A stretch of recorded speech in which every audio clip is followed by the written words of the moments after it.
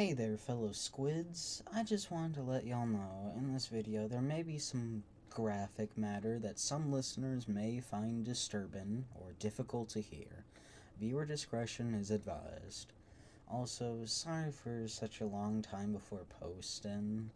I promise, not really, that I'll try to have a more consistent upload schedule someday. Right now, I just got a bunch of projects I'm working on. Yeah, that's about it. I hope you enjoy the video. Quinn was driving into work.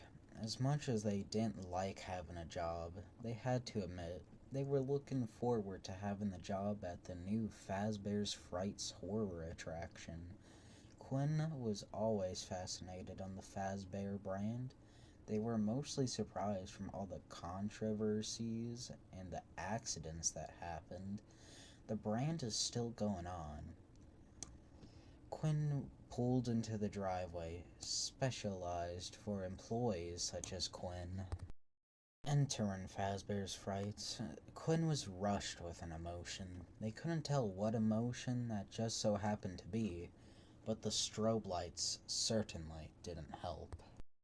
Quinn was assigned the job of mascot performer, which Quinn wasn't sure why they would need to hire people to wear a bunch of costumes that would be hotter than the sun when they have more than enough money to just make a few more animatronics. Quinn wouldn't question that idea if it weren't for the fact that they created multiple animatronics that could walk on their own in the past. So what made this place any different? But it gave money to Quinn when they needed it most, so they weren't much in a place to complain, were they? They walked into the locker room, heading straight to the locker which had their name taped onto it.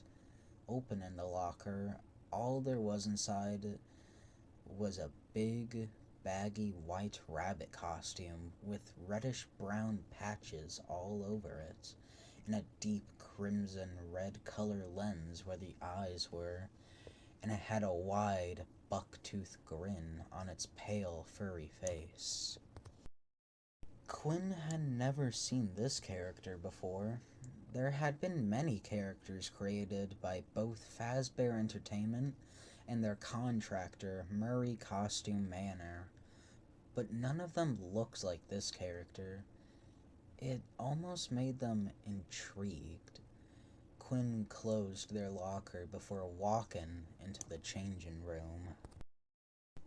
The costume was both easy and tricky to get on. Putting on the suit itself was easy, but trying to get comfortable in it was the hard part. It was like something was inside the costume, slightly poking at the skin. It was a bit too large, but it still felt tight around the arms and legs, specifically. Putting on the mask felt like putting blinders on. The red lens made it tricky and blurry to see through, and the eyes weren't in a good spot for vision. And the costume was already getting warm, and the costume had only been on for just a few seconds. This was certainly going to be a long day. After hours of running around scaring people and pretending to kill some actors, it was finally time to clock out. Streams of sweat were starting to stain the costume, and every time Quinn took a step, they could have sworn they heard metal creaking by the time the clock hit 6. But it didn't matter now since Quinn could finally take off the costume. Quinn was practically sprinting to the changing room to rip the costume off. But once the door was locked, Quinn reached up to take the mask off, but it wasn't coming off. No matter how much they pulled, no matter how hard they yanked, it was no use. Sweat started to drip down quicker, the gloves starting to become wet against Quinn's hands. And then the red eyes started to glow, blinding Quinn's vision for a moment. That wasn't something Quinn was aware could happen with the costume. Then, something snapped. It felt like a saw blade had been driven into their skin, digging into their ribs. Quinn's wail and scream muffled by the mask. A wave of pain stung right into every inch of Quinn's body, and another snap, and another, until it felt like multiple jagged chunks of metal, sharp as knives, dug into their ribs, feeling the blood trickle down and stain in their costume. Quinn tried to scream, but they noticed that they were finding it hard to breathe. It felt like they were drowning as they gurgled, coughing up their own blood onto the costume, staining the fabric a deep shade of red, a red which matched the bloody red eyes. Fear lunged at Bill, but before he could react, his neck was in the tight grip of whoever was wearing the costume. All they could see of whoever was wearing the suit, all they could see of them was their long, messy, and blood-stained brown hair that hung out of the neck like whoever wore it didn't even try to cover it up, and their dying eyes that were just barely visible through the glowing red lens on the smiling rabbit. The eyes were pleading for mercy and full of regret, as if they were asking for Bill to forgive them. Bill tried to fight back, but with the lack of air going through his lungs, it mended his weak limbs worthless in this fight. One where Bill wouldn't return home from. Hiding the body in the dinosaur or lizard-like costume, the suit which held Quinn captive inside, forcing to keep them alive, walked out of the horror attraction. It was raining outside. The rain showered loudly. No one could have heard the commotion going on inside, and they wouldn't see the creature as it walked into the distance, the rain washing the suit of all the blood that had gotten on it. This story was inspired by both the videos and the channel of the name Quinnamon. Go check out their channel, it's pretty good. I hope you enjoyed this story, and I'll be catching you on our next story of 5 Tales from Freddy. Bye-bye! Then it felt like little screws or nails started to drill into their arms and legs.